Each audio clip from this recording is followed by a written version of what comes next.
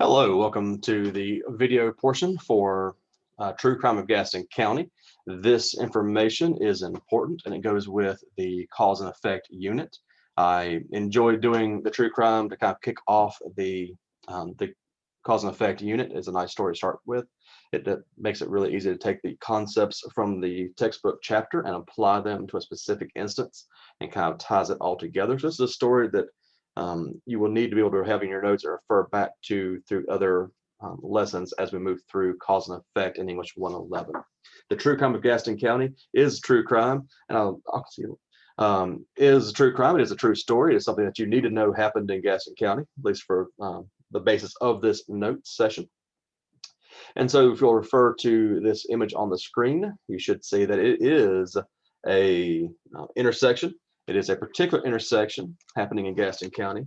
This is the intersection of Highway 74, which is Franklin and Wilkinson, and then of course Cox Road, which is where the Chuck E. Cheese and the IHOP are located. This is not the intersection as you understand it today, with Highway 74 going this way and 80 and Cox Road going the other direction.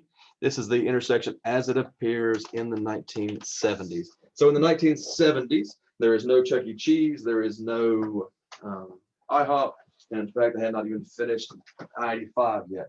In the 1970s, what we had was Highway 74 and Cox Road. The landmarks there along Cox Road included more trees, but also included Gaston Mall. Gaston Mall being the very first enclosed mall in all of Gaston County, but also the very first enclosed mall in the state of North Carolina. So that could have been a historic landmark. Instead, as you know from driving there recently, they ripped that down and put in a Target. In the parking lot of the Gaston Mall, there was no ABC store because it was a dry county in the 1970s. No alcohol sales at all, including state sales at ABC stores. So that was not there. What was there in the parking lot of Gaston Mall was the bank, which is going to become important. That bank. Across the street was a gas station. And then one direction on 74 runs you to Mecklenburg County across the river. The other runs you back toward downtown Gastonia. So now we're oriented with the 1970s and the landscape of the 1970s. I will point out this is a particular Friday afternoon in the 1970s. And that is important that this is a Friday afternoon because that means it was payday. And so on Cox Road in the 1970s, Cox Road would run from 74 all the way back down to a small mill town. That mill town was an active mill town. The mill was still the major employer. The people lived around the mill, still made most of their income, or if not all their income, from the mill, and was still a vibrant part of the community in the 1970s. And so payday on Friday is important because they gave them paper checks. This is not a time with direct deposits. This is a time when they were given paper checks that they then needed to take to a bank and cash. The closest bank to that mill town is the one right there in the parking lot of the Gaston Mall. So that meant that the entire population of that town would basically get their paychecks and then go to that bank. Now, once they had cashed their check, they would then take the money they were going to have for the week and then go to the gas station. 1970s, the gas prices had jumped up to $1.25 a gallon, but otherwise payday really hasn't changed much. And a lot of people on payday are kind of coasting on fumes, waiting to get that check so they can put more gas in their car, which meant most people left the bank and immediately stood in line at the gas station. We're not covering all the people in 1970s Gaston County Friday. We're talking about this one particular young man who gets in his pickup truck, seen here. He comes up to this intersection. He has went through the bank, waited in line, cashed his check. He is on his way to the gas station, the way most people are. When he gets to the gets to this point at the intersection, the traffic light is red, so he stops. And he is following orderly in that law. When he's stopped at a complete stop, when the car that comes in behind him slams full speed into his bumper. Our young man in the pickup truck looks in his rearview mirror, sees his wife driving the car behind him, and he thinks to himself, it's never going to stop. So he calmly opens up his driver's side door. He steps out into the road, reaches into the back window of the pickup truck. Now, keep in mind, this is 1970s Gaston County. So every pickup truck has, that's right, a gun rack in the back window. And he selects from one or more long guns. In this case, he gets a double barrel shotgun. He takes that double barrel shotgun and he calmly walks over to his wife's driver's side window. She has the window rolled up. This is a 1970s car, so it's a non-safety glass. This is the regular high shattered glass the cars used to be equipped with back in the day. And she is screaming at him out of the rolled up window, just kind of screaming through it. She's loud enough he can hear her, doesn't pay her any attention. He calmly puts the double barrel shotgun against the window and pulls both triggers. 16 gauge double barrel shotgun, releasing 32 gauges of buckshot, plus the safety glass immediately against her face, and erases her head from her body.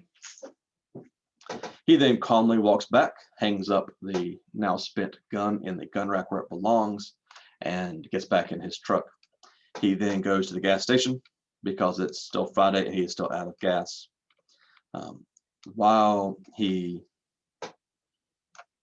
After he leaves the gas station, he then drives down the road and makes it all the way to the police department in Gastonia. And our young man, we'll see him here going down the road, drives all the way to Gastonia, and he parks at the police station and he walks in. Now, back in the old days, the police station had a sergeant at a desk taking complaints. If you had a downtown neighbor that was not mowing their lawn, that was illegal, you could complain to police. They had talked to him about it. If you had a nuisance dog in the neighborhood that was barking or eating all your cats, you could tell the police, animal control, or an officer would come by and take care of that for you. If you thought somebody had stolen your lawnmower, you could tell the police. So you were, by and large, standing in line, offering complaints. Friday afternoon was already a long line. Our young man, our star of the show, our young man who just killed his wife, stands in line. He waits nice and patiently until it's his turn. And when he finally makes it to the sergeant's desk, the sergeant says, "Can I help you? What do you need? What do you want?" And our young man says, "I think I just killed my wife."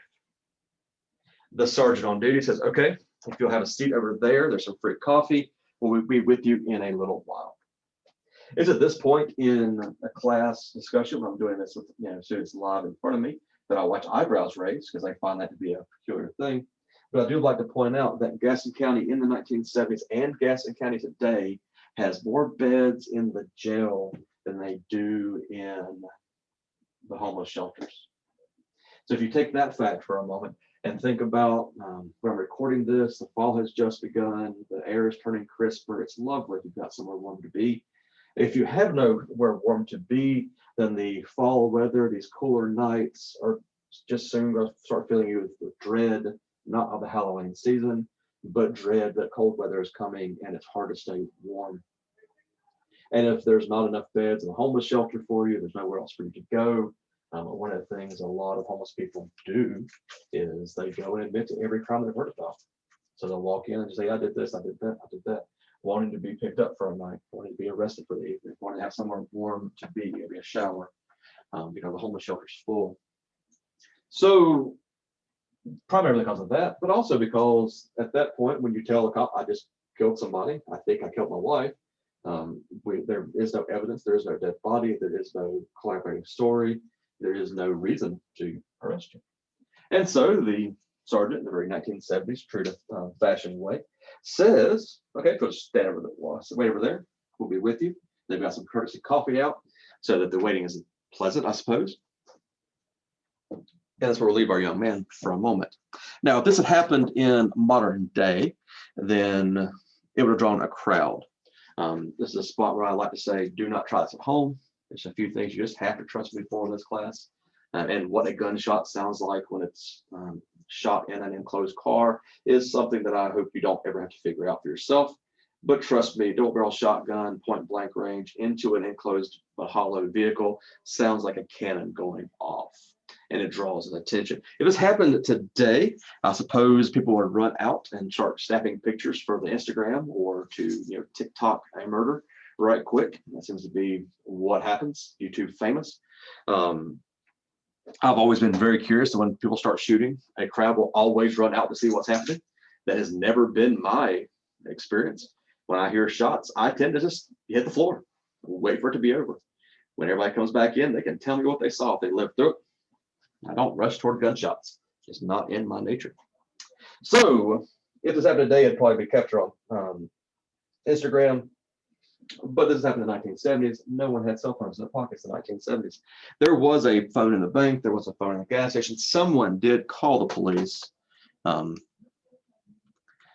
actually, while the man was driving down the road in one direction, the two police cars that are responding have their lights on going in the other direction, actually meet each other in the road there.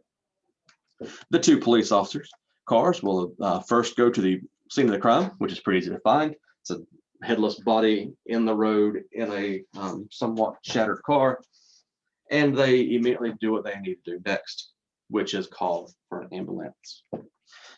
Because the police officers in the 1970s, all you needed was to be 18 years old and own your own gun, which makes them a police officer, does not make them a medical personnel. That means that a 1970s police officer cannot pronounce you dead. I mean, headless woman doesn't take much of a high school diploma to figure out. If you have their head, you probably are dead, but they're not medical professionals. I will point out, take a moment to pause here and point out that Gaston County was the first police force in the state of North Carolina to require a degree to be an officer, the very first in what we can now call a professionalized police force. That happened in Gaston County, probably anywhere else in North Carolina. So I will give Gaston County its due while telling you those 18-year-olds with guns should not be declaring people dead. So they call an ambulance.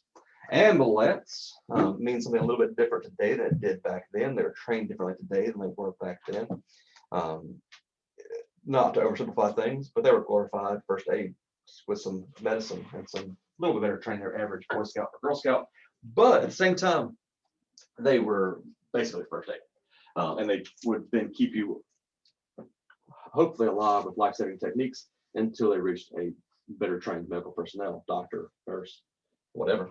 So the ambulance drivers and the ambulance crew cannot pronounce this person dead. They probably pretty well agree. You need your head to be alive. Maybe some anatomy class somewhere may tell you why your spinal cord can do this or that, vegetative states, but basically in a non-biology class, you have no head. It's a bad day. So the ambulance loads her up. Ambulance is supposed to do life-saving techniques until they get her back to the ER. I will not say if that did or did not happen. I will just leave you with a gruesome image of how do you do CPR on somebody with no face. If you had a CPR class to be a lifeguard, that's probably not something they ever covered. They tend to have all the CPR dummies tend to have faces. Pinch your nose, blow in the cheeks, whole thing. So the ambulance goes and takes the body.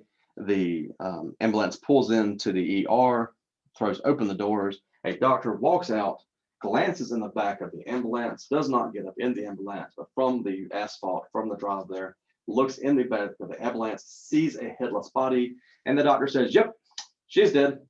I'll do the paperwork later. You're not officially dead until they sign your death certificate, but at some point, the doctor will get around to doing that. They will this car wrecking wife down to the morgue to wait paperwork." Now that the body has been taken care of, this is in a lot of forensics in the 1970s. The one piece that the cops do have in their favor is witness statements. Witness statements have been disproven in the court of law, and they aren't as helpful as we used to think they were. But when that's what you have, that's what you have. So the two cop cars divide up. One goes to the gas station, one goes to the bank, and they proceed to individually interview everyone. Keep in mind, when I say they interview everyone, I mean they interview the entire population of that small mill town, because it's payday on Friday. They're all lined up either at the bank or at the gas station. And even if you do it as quickly as possible, who are you? Where do you live? What do you know? What do you see? Thank you. Even if you do it as quickly as possible, it's going to take hours to interview everyone that probably saw something or heard something or knows something. And since they all rushed outside when the gunshots went off, the great majority of them did, in their fight or flight responses, they decided to run out there and see what's going on. That just means you've got to interview everybody. It's a lot of paperwork. Excuse me. So hours later, and there's nothing better to do on TV, so might as well. Hours later, these two cops make it back to the police station. One goes straight back, starts the paperwork. The other goes by the hospital, gets a death certificate, so we know we have a dead body, and we know we have a murder case. And they finally, hours later, into the night, they call this young man back to them, would like to talk to him. And what they then say is his Miranda rights. You have the right to remain silent, right to an attorney, yada, yada, yada, based on the Miranda case. So our young man takes that, they put him in jail. Is that where the story ends? Being arrested for a crime he admitted to. The problem with cause and effect, the problem a lot of students have with cause and effect, is trying to decide when exactly to start the story, when exactly to end the story. Drawing those distinctions. Going back to Newtonian physics, every action has an equal and opposite reaction. That is true. So that means that every cause has an effect, every effect has a cause. That also means that every cause is an effect.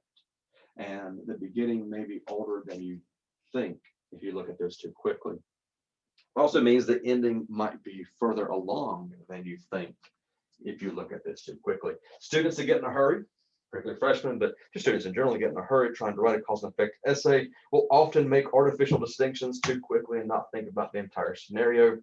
And that's a problem. Is this where this story ends? Potentially, but let's not. So Monday morning, it's just in jail all weekend. Monday morning, the public defender comes by, has the case, has the notes, and says, how do you want to handle this? Our young man says, I did it. Public defender says, that's an easy case. I can work with that. They get him quickly into the court docket, faster than you might expect. Last case on Monday, they pull him in, they read him, the judge reads off the charges, asks the young man how he pleads. Standing in court, the young man says, I did it. And the judge says, no. In a criminal case, you can only plead one of two ways, guilty or innocent. And they go through it again. The young man, like when he's asked how he pleads, standing in court, he says, well, I did it, so I guess I'm guilty. The judge says, good enough. Bangs a gavel, 30 years in prison. So about a week later, they get a bus full of Gaston County's finest, and they travel them all the way to Raleigh to maximum security prison in Raleigh. Our young man is there to serve out 30 years. At this point, I tend to ask a seated class, how long is he going to be in jail? Sometimes we'll answer 30 years because he was sentenced to 30 years. Sometimes we'll do the math. 1970s, that's the early 2000s sometime. But you got to keep in mind that in 1970s, there was still a clause called time off for good behavior. And what good behavior says is if you can do a year of your sentence and behave and do a good year, they will count it as 2. What that does is it gives these murderers some hope they may one day make it out of prison. If you take a young 20s young man and you give him 30 years, which is a number he cannot conceptualize because he's not actually been alive that long, he may not have any hope. And he might decide he's never getting out of prison anyway. Why should he behave and just shake everybody in sight? Kill some guards, kill some inmates, just have a good old time because he's going to die in prison one way or the other. Might as well go out swinging. Not a good choice, but a choice that could be made. If you tell him, look, you sit down, shut up, pay attention, do what I tell you to do, you follow orders pretty well, keep your head down, we'll have potentially let you out at some point in the time. That gives incentive for this young man to sit down and to be a good inmate. Since then, since the 1970s, we've gotten tough on crime. Legislators decided tough on crime means keeping people in their prison sentences for the entire time. So under structured sentencing in the current moment, if they give you 30 years, you're doing 30 years in nearly every case. Which means that might be tough on crime, I suppose, but it also means it's really tough on prison guards. 1970s, prison guard was a really good entry-level job. No education, did not even require having a gun because they don't carry guns for the most part. You just had to be able to go in there and tell people what to do.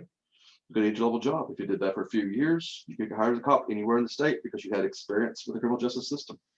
It was a good entry-level job to a much bigger, lucrative career. It was a good stepping stone.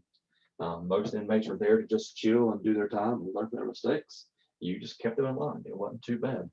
The modern jail, I don't know why anyone wants to be a prison guard, because there's very little hope they need to pay attention.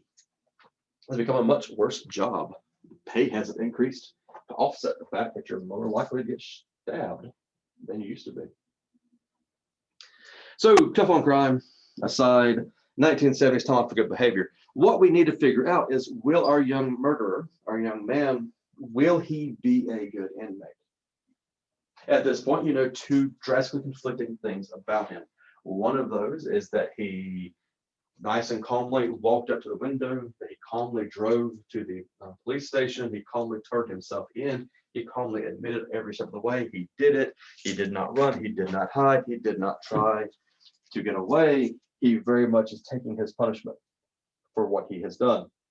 The other conflicting piece of this, you already know, is that he shot someone's head off of their shoulders, which makes him sound a lot more angry and violent.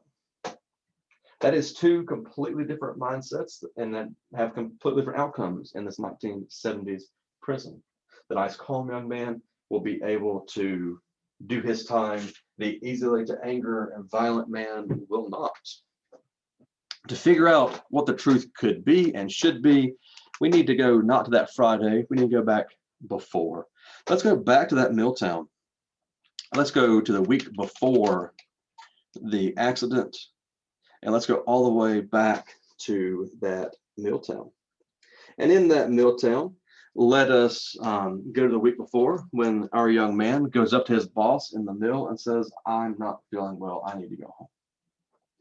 This young man is a good employee. And so his boss says, "Okay, you're going home, hope you feel better, come back tomorrow, come back soon."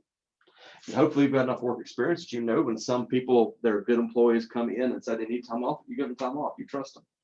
You probably have worked with bad employees that when they say, "I don't feel good," the response is, "Go make fries," because they're always lying to you. They're always trying to get out of work. Go make fries. We don't care. This is a good employee. So the day before, a good employee goes home sick. And that good employee going home sick is also going home early.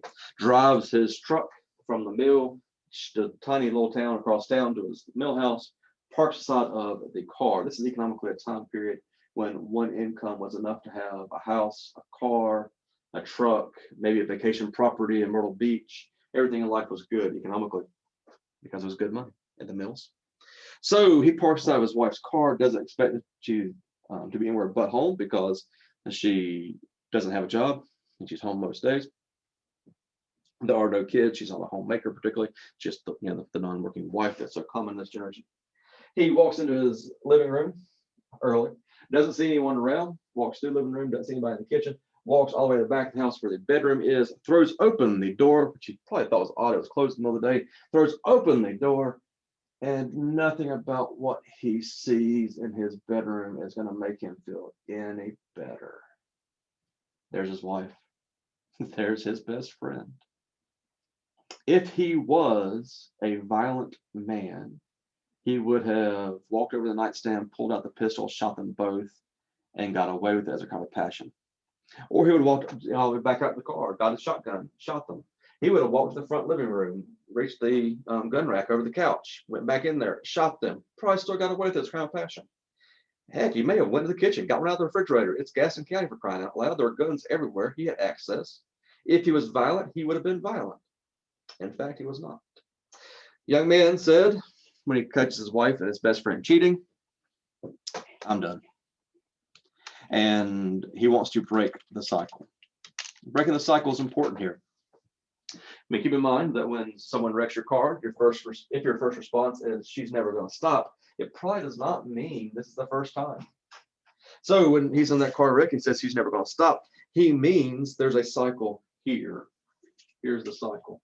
These two have been together since they were kids. They've been together since high school. They got married at 16. He dropped out of school, got the job in the mill. You might question why so many people drop out at 16 to get a job in the mill in this generation, but you have to keep in mind that if he dropped out of school and got a job in the mill, when he made his first pay raise in a year, he was suddenly making more than a high school English teacher that said something like, no, don't drop out. Education's important. But with a 4-year degree from Appalachian State University, wasn't making as much as the mill workers. So, education's important, kid, I guess. Why not? But you don't take a wad of money, hand to a 16-year-old guy and expect him to ever come back again. He's going to wander off into Charlotte, party, never come back. Unless he looks like he's stable. You only hire a 16-year-old when they look like they are stable. And the best way to get stable in this generation was to get married, work on having those kids, ask for that job. So in the 70s, 60s, and 70s, a lot of the mill workers are getting married in high school, applying for the job. And as soon as they got the college, come work third shift, they were dropping out of school. That's how that worked. That's why the numbers are so low for graduation rates in the 70s. So economically, they got married because that was kind of the thing to do. But everybody in the high school went to the college. Everybody in the high school went to the mill. Everybody in the high school went to the mill, which means all their high school friends moved with them. They went from pulling from the local high school baseball team in the spring to pulling for the mill baseball team in the summer, because it was just that extension of high school. You still have baseball teams to pull from, softball teams to pull from. You go watch the Baptist softball games, or you watch the Mill League baseball. You'd sit with your friends, hang out with your friends just like you always had. And they were stuck in this high school rut. Part of Cheating Wife's high school rut was when she got mad at her boyfriend, then husband, she would scream at him. He was calm. He didn't respond to that. She'd still be mad. She'd throw things. He was calm. He didn't respond to that. She'd sit with his friends. That gets attention. That's how she resolved fights with him. She sit with his friends. So he wants to break that cycle. He realizes she's never going to stop. It's just now or never. He leaves her. Does not make her happy. He catches her cheating and he leaves her. And when he leaves her, he goes to his mama's house. His mama lives on the other side of that gas station up there, and his mama's house is where he's going to go. Now, during the next week, his wife is still pissed. She is still very upset. Has not resolved anything in her anger. Why does she not go and act a fool at mama's house? At this point, most of my students in a city class will call out because mama beat her up. Absolutely. Mama, little sister, some kind of cousin, hop out of a bush. If that woman acts a fool in that mama's yard, somebody's going to whoop that tail. Absolutely. You just picture this young man sitting in that front porch swing, sipping that sweet tea, watching his wife get beat down, not getting his hands dirty. You don't mess with mama's house. You did in the 1970s. Don't recommend it today. It's still Gaston County. Another place she knows he's going to be is at the mill. He'll be at that mill all week long. He's driving his truck from his mama's house back to that mill all week long. Why doesn't she go and confront him on his way into work or his way out to work? That's right. I hear you shouting at your screen. That's her paycheck. If he's not stable because he's got a crazy wife, they'll fire him. Hire some 16-year-old out of high school that can do his job cheaper. Not highly trained, easy to replace. She acts a fool. He's going to get fired. They're going to lose their paycheck. That is true. Some of you may have quietly thought about high school cliques, high school mentalities, high school friends. At this point, he knows she cheats on him. She knows she cheats on him. His buddies, a few of them got that figured out too, because they've been cheating on her, cheating with her. But not everybody else in town does. If she cuts a fool in that mill parking lot, high school gossip's going to run around that place, and everybody's going to know who she's done, how she's done it, when she's did it, how many times she's did it, because they've got nothing better to talk about. Business going to be in the streets, as they used to say. Can't act a fool there.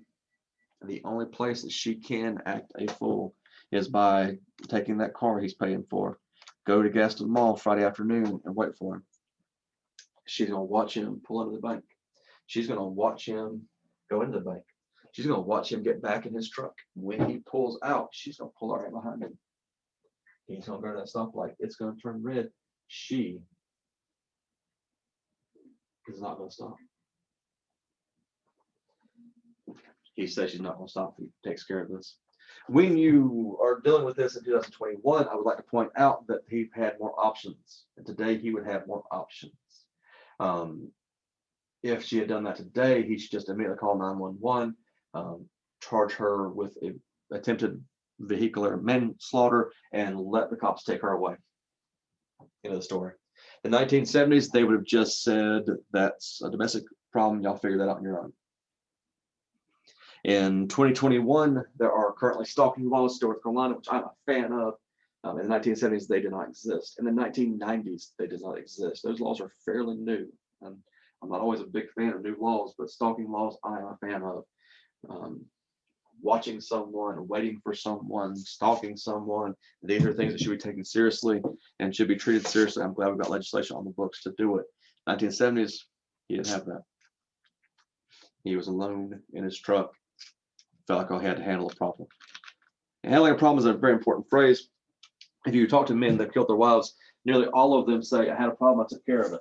If you go to the local prison, you start interviewing people, they say, I had a problem and I took care of it.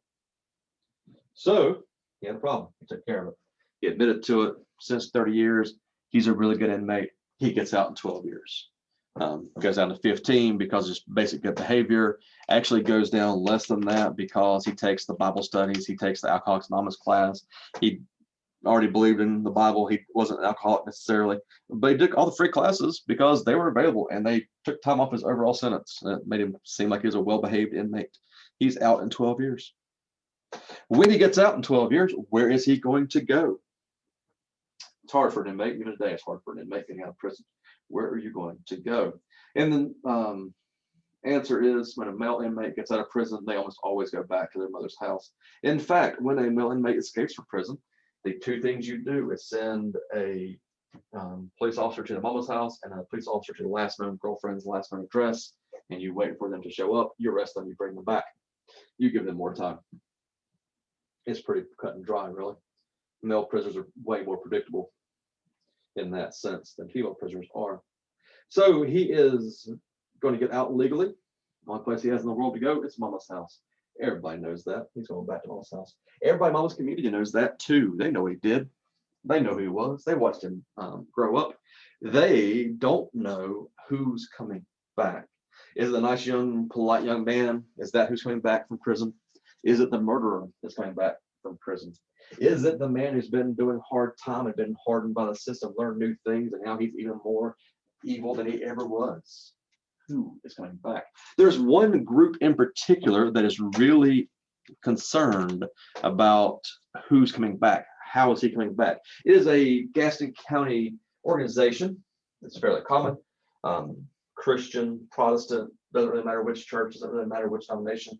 But one of them that thinks about forgiveness, second chances, redemption, those sort of things, which in this case biblically means come back, live a good life, be forgiven, don't kill us in our sleep, don't rob us.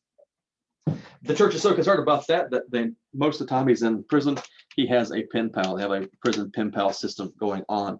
So the pen pals are writing, give some cookies, writing Bible verses and tracts, also telling about their day in the community. That message overall of hope and forgiveness and don't kill us in our sleep is very present. And in fact, for most of that 12 years, he winds up with just the one pen pal. That one pen pal is a woman. That one pen pal is divorced. Let me say that again. That one pen pal is divorced. I want to try to say that in that scary word voice, divorced, because this isn't like a 2021, everybody gets divorced, what's the big deal sort of thing. This is a 1970s Gaston County divorce when it was still full-fledged as sin and they were going to hell, and that's a bad thing to do. Let me tell you why Pen Pal gets divorced, though. It's important to understand her. She had been married before. That's how divorce works. She'd been married before. He's a pretty good husband, high school sweetheart. That's all great. Until he gets drunk. And then he pop her a little bit, knock her around a little bit. She took it for years. They had kids together, had 2 kids together, by the way. One night, he pops her a few times and he smacks one of the kids good. And that's the night that broke her. And that's the night that she said she's not doing anymore. She's breaking her cycle. She grabs up those 2 kids and she goes to her own mother's house. When she gets to her own mother's house and she explains to her mother, your grandbaby's got hit by this man. We're leaving him. We're coming in to live with you. Grandma said, go back home. He's a good man. He's a good father most of the time. He's a good supporter most of the time. He's only bad one day a week. You got it good, honey. Go back home. It's those haunting lyrics from Tammy Wynette that I like to remember here. Stand by your man.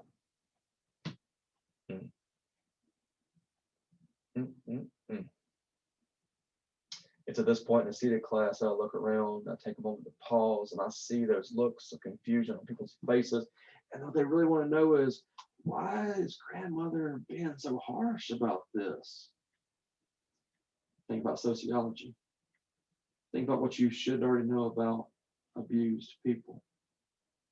Women, statistically, women that go into and allow abuse in their marriages do so because they saw it in their homes growing up. Grandma's probably getting smacked around by grandpa every once in a while.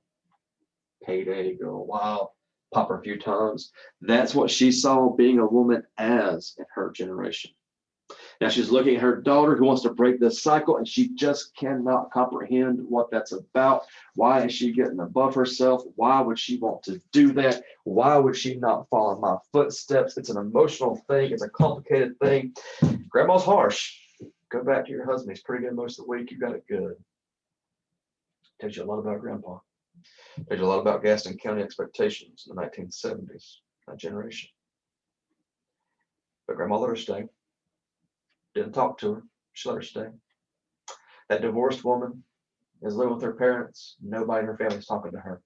She's taken those kids to that church that she grew up in, and no one is talking to her and talking to those kids. She's trying to raise them right. Everyone around it is concerned that divorce might be contagious, and they are shunning them. Heathens. Teach them a lesson. Don't want this to rub off on any of our good God-fearing people. This woman's struggling, trying to pave her way, trying to work and raise those children. She's trying to do her best. She needs somebody to listen to her, and nobody will listen to her in her life. Well, I say nobody. But she finds one guy. He's got time on his hands. He's just a card away. The price of a couple stamps. He'll listen. I imagine of those 12 years, he wrote back, son. I imagine he wrote back and said, yeah, baby, that sounds rough. Oh, honey, if I was there, I'd do things differently for you. When a man gets out of prison, first place he goes is his mama's house. Statistically, it's proven true. Second place he goes, hey, we haven't really met. I've been writing to you for a while. I just wanted to stop by and say, how you doing? Did you eat yet? Or however rednecks in the 1980s speak to each other when they're trying to mate in court. And what happens next when he gets out of prison? He goes home to his mom's house. Yes. He goes to this pen pal girlfriend's house. Oh, yeah. And what do? Get your mind out of the gutter. What do? They get married. Why do they get married? Well, love, I guess. Maybe. I don't know. But most likely they get married for the same economic reasons he had to get married the first time. It is hard for a man that gets out of prison to find a job. People discriminate against them. People hold it against them. It's hard for him to find a job. But he's got a wife, two beautiful kids, and he goes in there and says, look, I've done my time. I've done my problems. I know I'm trying to get better. I need to feed my family. That's somebody that looks stable. That's somebody will take a chance on. They get married quick, new family. It's at this point I like to ask people, particularly if an hour-long class is about finishing up, I like to ask people, what do you think is going to happen to wife number 2, our new wife here? Sometimes people have watched way too much true crime shows, and they realize you can't make it on Lifetime movies unless you've killed a half dozen people. And so this is true crime in Gaston County. He needs to get his murder count up a little bit. He's going to kill that wife, kill those kids. Woo! One time. Yeah, it happens. I can see why you think he'd kill somebody. He has done before. Sometimes people think about it a minute and they say, you know what? I think it could be okay. I mean, if you think about it, what does he know that her first husband didn't? Don't hit her. Surely don't hit the kids. What does wife number 2 know that wife number 1 didn't? Don't hit him with your truck, your car. Don't cheat on him. Talk to him like a grown person. Don't scream at him. If they have, in 12 years, 12 adult years as pen pals, they may know each other better than they knew their first spouses because they'd married their kids. Didn't they know each other? They just kids dating and doing kid things. Kids never grew up. Kids that had kids. Kids that didn't actually mature really. But if these 12 adult years doing 12 adult things had taught them anything, all they need to know is don't hit each other. Don't scream at each other. Surely don't cheat on each other. And if they can do that, they'll be okay. And if this is where our story ends, and our story ends in those very real but distinctly different possibilities. This is where our story did end for a while. This is where the story was lost for a while. Everything up till now has been fairly well court records, fairly well documented in the newspaper, fairly well easy to follow, easy to find. It's at this point I have to ask you, how do you think I know this story? In a seated classroom, many times someone says, "Oh, you killed your wife." That's an interesting thought. I rarely ever say no. Sometimes people think, oh, you're too young to be in that story. Maybe your parents kill people. You look like your parents kill people. Okay. That's interesting. I really said no. You read it in the newspaper, saw it on TV, heard the story from somewhere else. That's interesting. I never really said no. At some point, when they start getting a little uncomfortable with it, I do tell them why I know this story. I know this story because I know this cop. This cop is not from Gaston County. This cop is from Dade County, Florida, Miami. Went to a big school his entire life growing up in Miami. Went to a school, had a radio station. He was the nighttime weekend radio DJ in high school. Didn't make great grades, but had a lot of fun playing rock and roll music in the early 60s on the high school radio station. When he gets out of high school, he's watching all of his friends get drafted into Vietnam because it was that time period. And he realized he's probably going to Vietnam one way or the other. So rather than wait to be drafted, he joined. Because if you joined, they let you choose which branch. And he had already had dead friends come home from Vietnam in the Army, the Marines, and the Air Force. He had never heard about a dead friend coming back to that community of Dade County from the Navy. So he joined the Navy. If he's going to do it, Navy seemed to be like the way to do it right. Now that was still Vietnam, but Vietnam probably was not as hard on the Navy as it was on the Marines and the Army and maybe even the Air Force. Not a fun place to be. After his tour of duty, because he signed up, he did his tour of duty, they asked him, would you like to go again? And our future cop said, no, he was good, thank you. Appreciate the time, but no, he didn't. He had been a good naval person. They saw a lot of promise in him. They wanted him to be a career Navy person, which is a good life sometimes.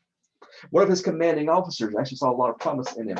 So they were back in port in Florida at a base there at one point.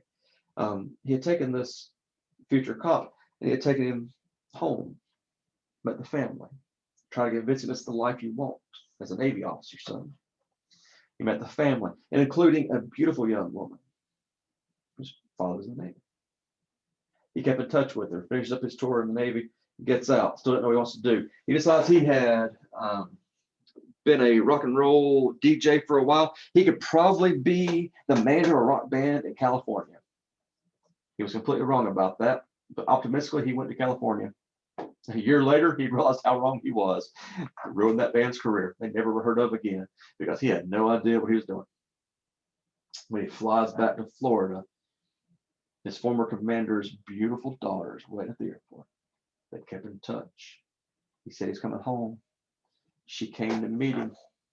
And he stepped off that plane with a white man afro and a Fu Manchu down to his belt.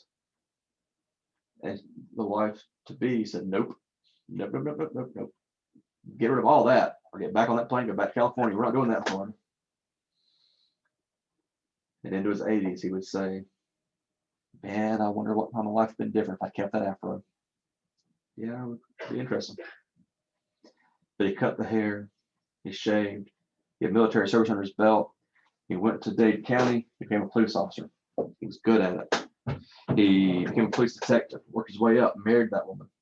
She was the secretary at the front desk in a big Miami hotel, which meant she got into all the parties. They lived a good life. He saw weird stuff at work. They partied hard. It was good until she got pregnant. Now, she had said at some point, and I'm sure as trivia, that her family was from Cherryville, North Carolina, but that didn't really mean anything to him. He's from Florida. What's that mean? He did not realize until she got pregnant and a homing beacon went off in her uterus that she wanted to go home to her family's place, that farm that she had grown up on, that farm she had known. And then suddenly this world-traveling woman looked like a Cherryvillian that needed to live home with the same row with all the cousins. And so our young Dade County man found himself making his wife happy because she nagged him into it and moving to Cherryville, North Carolina, where he becomes a cop. But you don't transfer your experience when you become a cop. You might keep the year's experience in your pay grade, but you start back over again. He'd been a detective, a highly respected detective in Florida, and in Gaston County, he's just a foreigner. He's a Yankee because he's from Florida. He's not from around here. They give him the hardest shift they can, third shift on the weekends in a car. Afternoon, shots fired at intersection. He's sent out. He responds. He wasn't from around Gaston County. He thought this is weird. This is strange. It's a quiet little place. This must be remarkable. He did not know this was just an average Friday in Gaston County in the 1970s. And this was something he was going to get very used to, the same way he'd been used to it in Miami. He'd go on to do more murder cases in Gaston County than he ever did in Miami. So it struck him. He followed it. Names popped up in court records. Names popped up in the newspaper. He followed it for years. Meanwhile, he was not happy as a cop in Gaston County, so he got a law degree. A full-fledged wannabe lawyer. Decided he actually did not want to be a lawyer, but he got the degree anyway. He had a law degree and a criminal justice background from two different states. He came to Gaston College and they hired him to be a criminal justice teacher here at the college. Police operations, enforcement, forensics, he could teach them all. He had a little bit of experience in all of it. He could teach all of it. He did a good career. They let him retire fairly young because they counted his naval time and they counted his state time in Florida and his state time in North Carolina. They counted it all together and he retired as a very young man, still living in Florida in his early mid-50s, early 60s. He's retired young and he's still in Cherryville and he's still bored. And now he's even more bored because he's not going to work every day. He's miserable. And one of his friends says, you could probably teach high school. Anybody teach high school. Why don't you go be a high school history teacher? And so he applied to be a high school history teacher based on the fact he had taught college for a while. Figured that'd probably be all right. They let him. They quickly realized he was the only high school teacher that had both a cop background and a law degree and a college background. So they let him teach the law classes. And for a while, he teaching at North Gaston High School. He was the only law teacher in the county. Third period, the law class was filled with everybody with a criminal record, or high schoolers they just thought would get a criminal record. They thought you needed to know more about the law. They put you in that third period class. Fourth period was a class full of honor students, AP students. People wanted the class they could go off to college, a little bit of dual enrollment, college, Gaston College credit. This cop turned teacher. This cop taught both classes the exact same way. It didn't matter if the textbook was all beat up or if it was brand new and shiny because the college is paying for them. It was the exact same class, the exact same lessons, the exact same information. When they started distance learning, when they started beaming teachers from one school to the next, he was one of the first people they beamed around the county. He would be standing in North Gaston, and then the microphones and the television cameras and the television sets would beam him to Cherryville, Bessemer City, East Gaston, South Point, and a wide range of Gaston County students had an opportunity to take those two classes, either because they needed criminal justice advice in their life or because they were going to college. And when they did that, that's where I come into the story. I come into the story as the person that was there to take care of the distance learning equipment. I kept the microphones on when he was speaking. I kept the microphone off when he was going to the bathroom. I made sure he looked like a professional. I made sure that everybody could connect, and everybody could see, and everybody could take the same tests at the same time. I was the adult in the room doing that sort of thing. Kept me busy. Let me meet a really nice cop and a really nice friend. It was nice. Now, high school students are smart. I don't care if they're in that third period roughing class or the fourth period going to college class. High schoolers are smart. I've always believed that. I will always believe that. All high schoolers are smart. And they all quickly figured it out. Every Friday, this cop told stories. They'd come back from lunch in the third period, or they end of the day, fourth period, and he'd just tell them a story. And they quickly realized, a couple stories in, didn't take long, that every Friday he was going to tell them a long story. It'd take the entire 90 minutes, and that it would never be on a test. Unlike this semester where you need these notes, they just sat back and listened to him tell stories. It was a good Friday, pretty easy A class that most people wound up doing pretty well in. And in fact, he was slightly deaf in one ear, mostly deaf in the other ear. He was hard of hearing, and when the bells rang, he didn't hear them. And he would be making a diagram on the board that looks roughly like I've done on the Zoom call. And he would be facing the board, explaining the marriage, explaining the economics behind that marriage, explaining the way criminal justice economics intersect and the population, and explaining something that's back to the audience. He would not hear the bell ring. He would also not hear all the students politely get up and leave. What would happen was he turned around, started talking, and they'd be gone. He just smiled at me. I'd smile back. One particular Friday, I was taking care of the equipment. I was shutting things down. I was puttering around the room. And one particular Friday, this story, a young man from the back row at North Gaston there stopped and said, "Can I ask you a question?" And the cop said, "Yes." The cop was erasing the board, talking to this young man, really thinking about it. Asked a question, answered the question, didn't really think about it. As the other adult in that room, I quickly realized it was strange that no one ever asked questions on this example before. That's weird. So I was listening to the questions, so he asked, and I quickly realized he's asking the wrong questions, and we've got a problem. What was that guy's name? What date was that? When did this happen? How old was he? This guy that shot somebody. What did he look like?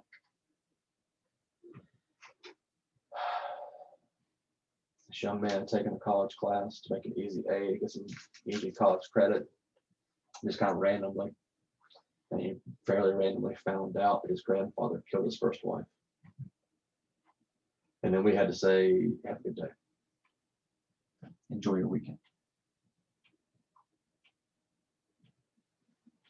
The next Monday, I was standing side by side with that cop at the great machine outside my room, patrolling the hall, didn't need to do our duty, getting ready to brush off the drunk machines when the bell rang so they go to class. And down the hall, me and this ex-cop, both at the same time, we see coming at us this young man. And through the crowd of the hallway, he looks like he's walking in slow motion. And through the crowd of the hallway, he's coming at us, and I am having a very professional, conversation with my colleague. I elbow that ex-cop and I say, you ask him. He elbows me back and he says, no, you ask him. I say, it's your class. He says, they like you better. I say, you're a cop. He says, you're bigger than me.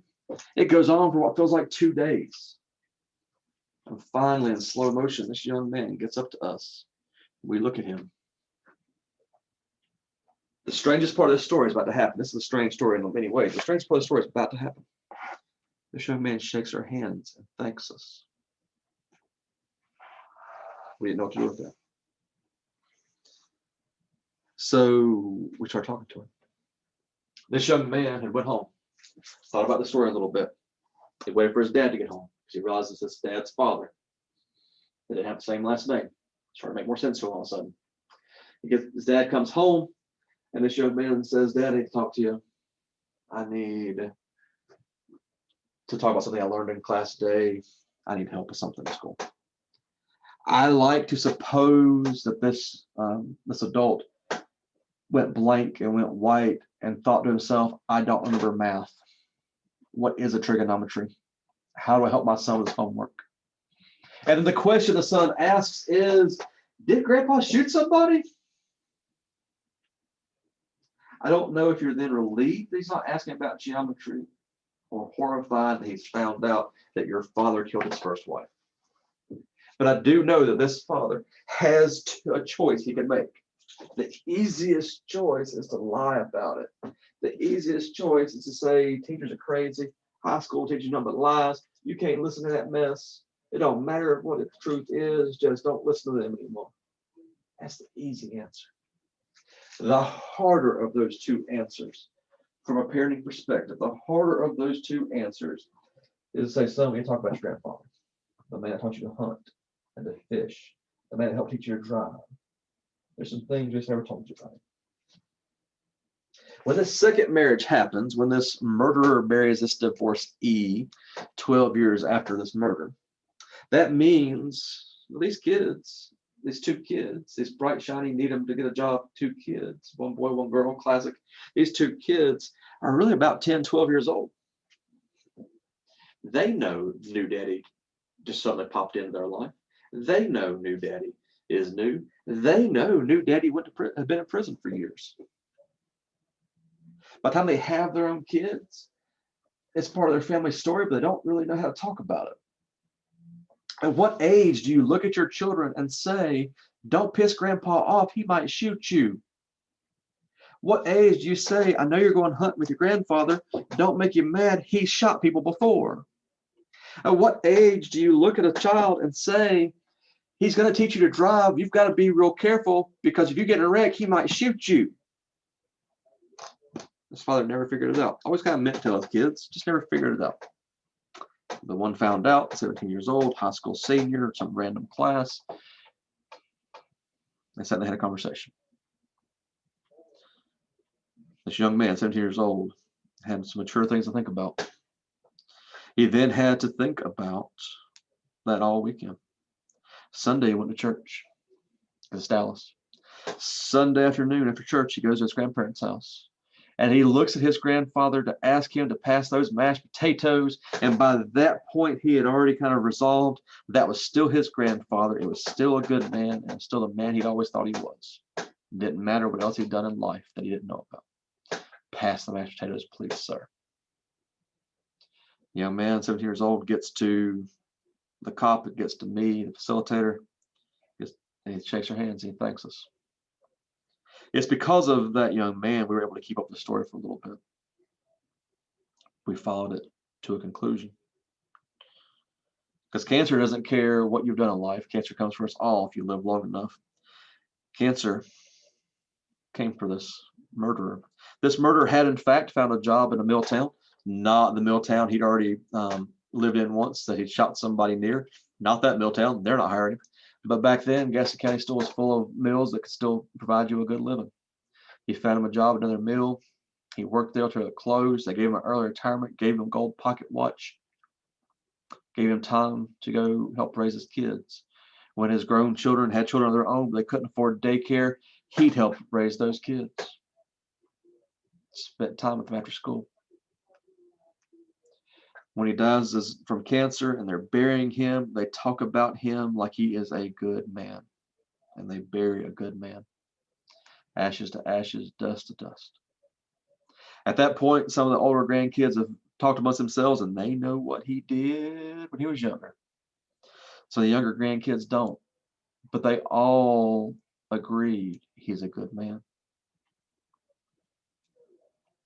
It's at this point I like to ask again, is this where the story ends? It is a conclusion of the story. We've had a character, characters had actions, decisions, characters come to an end. We buried that character. But is it where the story ends? And in fact, if you think about it for a moment, you might realize that as long as that family has some connection to this good man, then he's going to be part of that family for generations to come. You might realize that there are records of this man in his life that are on court documents, and they will always be there for anyone to discover his story. His story may have a life of its own outside of that family. Outside that family is important because I still tell his story. That cop turned teacher, went on to retire from North Gaston High School. By the time I left North Gaston to come teach at Gaston College, he retired shortly thereafter himself. We about left together. Last time I was talking to him, he was teaching part-time for Gardner Webb, criminal justice. He was teaching part-time for the college, teaching in Lincoln, Gaston, Union County schools, wherever we needed him to go. And I can guarantee that there's a Friday afternoon where he is telling the story. But he's telling it the way I told it to you now, the way he did after he actually told that grandkid, your grandfather killed somebody. He's telling it without any names. A lot of props, a lot of poking, a lot of pointing to people so we know who we're talking about as we're moving through the story. Sure, but no names. Legally, we could tell you all the names, all the exact dates, all those pieces because it's part of the court record. He was found guilty. He was sentenced. This is what his sentence was. This is when he got married. We know legally how we can express this stuff. But if you think this is part of your family story, you go talk to your parents. I'm not telling you. Since that point, we've absolutely kept teaching us. He teaches it for criminal justice reasons. I teach it for cause and effect reasons. But that's still two teachers that tell this story every semester to groups of people for different reasons, to have different ideas. When you're thinking about a cause and effect essay, it is easy to draw artificial beginnings and ends. You need to be able to see where it goes all the way through the future and where it goes all the way into the past. When we're talking about cause and effect, one of the things that we need to make sure is really clear is that cause and effect is really about relationship. Okay. Now the relationships can be direct relationships or they can be indirect relationships. Those can be direct causes or direct effects. Those can be indirect causes or indirect effects. But what is really important is the relationship between the cause and the effect. Indirect causes, indirect effects. Direct causes, direct effects. You need to understand those two.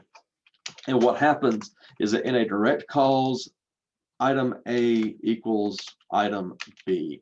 So if you recreate item A, it will then recreate item B. This is where I tell you not to try this at home, because if you try this at home, you will get the same results. That is a problem.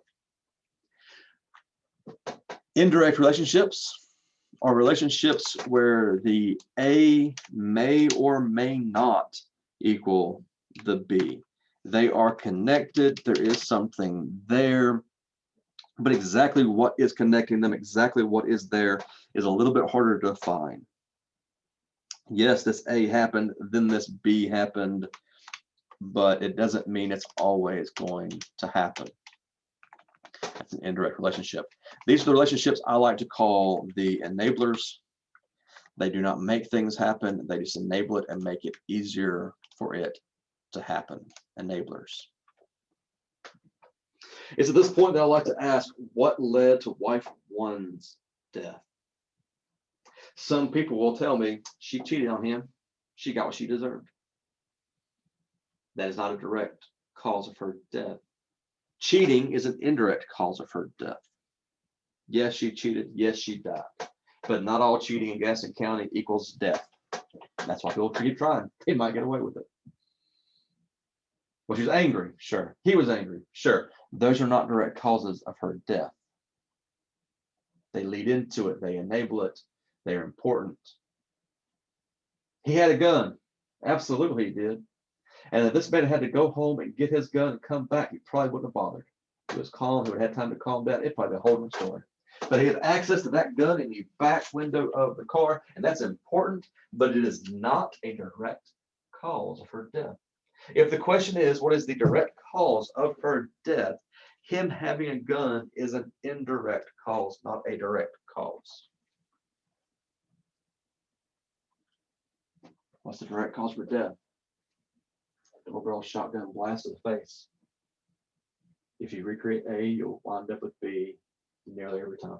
Some plus or minus statistical variance for brainstem activity that you learned about in anatomy class. I don't care.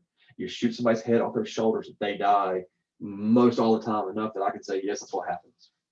Do not try this at home. Why does he shoot her? The anger, the cheating, the cycle, the being married young, the making childish decisions, they never actually grew up out of high school. All those things are indirect, are important, but we need to know that they are indirect. Because if we get the indirect list mixed up with the direct list, we wind up saying something inaccurate like guns kill people. No. Decisions people make with guns kill people. Gun access leads to death. Sure it does. But guns don't kill people. People kill people with guns. People still make decisions. His decision is more of a contributing factor than that gun is there. But they are both just contributing factors. They're enabling events. They are that long list of indirect. One of the things you need to take away from this is that direct and indirect both happen and lead to the same spot, but for different ways. You also need to realize that the indirect list is going to be longer than the direct list. One or two items in the direct list. Shotgun blast to the face. Bam, she's gone. The indirect list should now include cheating. Yep. Car wrecking. Oh, yeah. Abusing your husband. Gun access. Absolutely. 1970s culture of violence in Gaston County. Absolutely. And my favorite one, the stoplight. If that light had been green, he would have made it to the gas station. She had not hollered at him in the bank parking lot. She probably wouldn't have hollered at him in the gas station parking lot. We know she's not going to Mom's house. If that light had been green, she would have lived through that day. That light is red. He stops. She hits the gas pedal. Her choices, his choices, all of them. The things that are choices that don't feel like choices, the cultural pieces, the religion is important here. Keep in mind in this moment what we said about the religion of the church in Mama's neighborhood. While shunning a divorced woman and her kids, they are writing to a murderer because he can be redeemed, but she cannot. I have to think that in the back of his mind, he knows that. That when he's in this moment, she just crashed him. He's just looked into that rearview mirror. He has said she's never going to stop. I have to think he understands that murder is forgivable, but divorce isn't in that time period, in that version of that church's Christianity, in that neighborhood. That goes into why he makes one choice, but not the other. And enablers might make it easier to make one choice, but not the other. Choices are very rarely equal. In that moment in the 1970s, when he was hit with a car, when he looks in that rearview mirror, when he says she's never going to stop, he's got a couple of choices. But one of those choices is way easier to make than the rest of them. The choice he makes is to shoot her, blow her head off, stop her. He had a problem. He took care of it.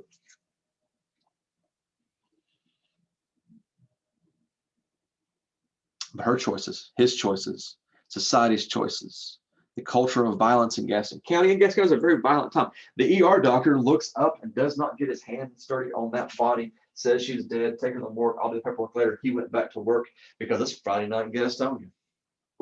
He's got things to do, people he can save, gunshot victims he can take care of. She's not got a head, push her downstairs. Could she have been technically still alive and vegetative stated? That's a science class question. He didn't even bother to ask. She's got no head. She's dead or will be dead. Just push her downstairs, put her in the morgue, worry about her later. I'll take care of the paperwork when I get a chance. Went back to work. And Gaston County was a very violent time in the 1970s. The 60 Minutes news program came and did a show about Gaston County because Gaston County was the most violent city in the nation per capita. There were more deaths in Gaston County than any other in the nation 2 years in a row. One of those 2 years, it was actually the most violent city in the world, beating out a city in South America that was going through a violent dictator regime change and a coup and blood in the streets. You still had a better shot of living there and come out alive than you did in Gaston County. Murders per capita, murders per 100 people. Gaston County was going to kill you. When 60 Minutes came to Gaston County, it started off with a voiceover showing a sign that said, "Welcome to Gastonia."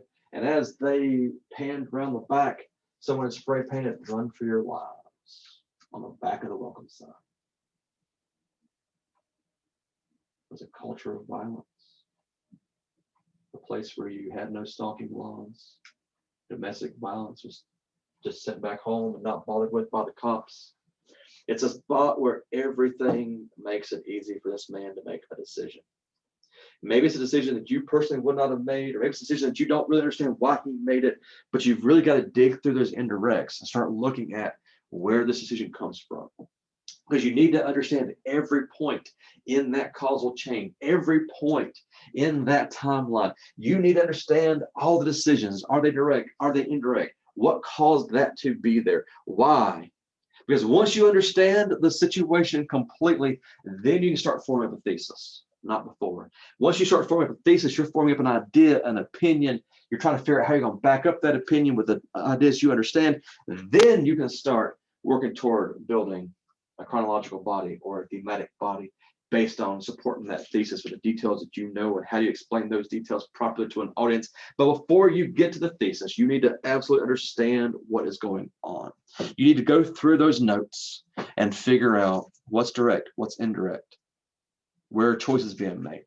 Where is there no choice? Or where are choices being made easy and enabled to go one way over the other? And where is there not? We will pick up with this again. This video is probably long enough, I'm sure. But we'll pick up with this again in a later conversation. And we'll pick up with what's the thesis? What's the point? What's the story about? When a student writer is taking this story and trying to say something about it, what can they say about it? Many different theses can be built out of this, which is why I like to spend time doing it. You can take every vocabulary word from your chapter on cause and effect essays, and you can apply it here and see it all unfolding.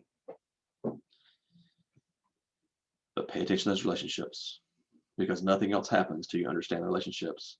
If you try to write a cause and effect paper without properly understanding the relationships, you wind up having something very shallow to say that no one wants to read and that no one wants to hear about.